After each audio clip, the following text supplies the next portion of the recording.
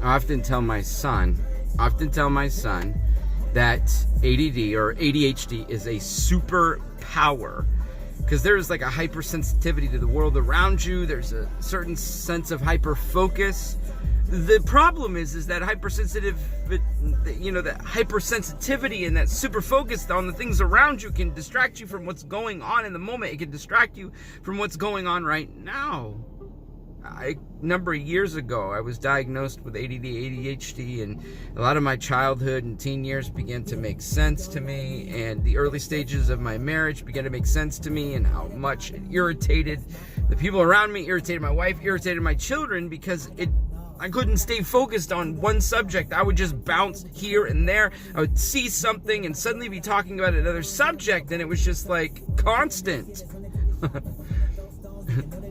And so, obviously, the doctor decided that it was best to treat it, and my focus is good. I can pay attention. It's good. And then, in understanding that, I've honed skills. I began to develop skills, research some things, and discover ways to stay focused on one subject, or stay focused on a certain set of specific details without jumping to something else.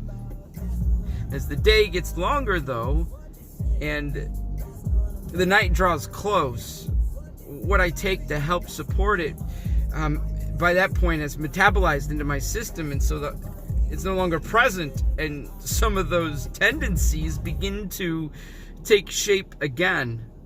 And I'm bouncing around here and there. I'm bouncing around everywhere. Distraction. Whether it's a condition like that or other, distraction is real. I mean, you don't have to have ADHD to look at something and suddenly be focused on something else in the moment, suddenly have your attention fixed on another thing, and just suddenly be on to other things, confused and not really in the moment. That's a huge problem when it comes to faith. That's a huge problem when it comes to a relationship with God. That's a huge problem when it comes to experiencing Christ, because we get distracted. We get distracted in bad ways, let's be real. We get distracted in focusing on the things that make us unhappy. We get distracted on focusing on news. We get distracted on focusing on social media and focusing on what people are saying and focus on all these different things. And before you know it, you've distracted yourself out of the blessing that is existent right here in the moment. Isaiah 26:3 says that hope or peace comes to those who steadfast in their, I can't remember the exact wordings, but it talks about our thoughts being focused on the Lord, and how that brings us peace, how that brings us tranquility, how that brings us the tranquility that we so desperately need, that we so desire, the peace that we need, the peace that we really need. We got to take an inventory. You got to look at your day. You got to look at the things around you, and you need to ask God to help you. Ask the Lord to ask Jesus to help you begin to see the things that are distracting you from the truth. See the things that are distracting you from what's real. To see things that are distracting you from Christ. And you need to flip it.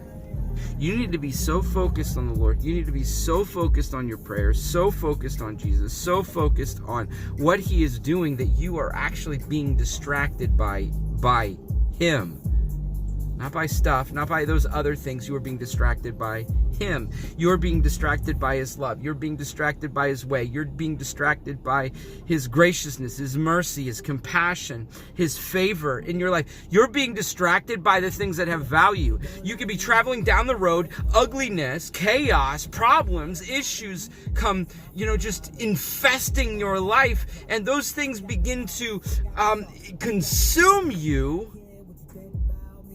And then suddenly, that scripture, that truth, that beautiful thing about God, that wonderful thing that your pastor said about Jesus, that wonderful thing that you read in that devotion, that wonderful thing that you heard or you read in the Bible, that wonderful thing suddenly distracts you from the thing that's going on that wants to deter you from being fully invested in the Lord. You see what I'm saying? We have an option on what the distractions are going to do. Are we going to be distracted by horrible things, or are we going to be distracted by the love of Jesus? Come on.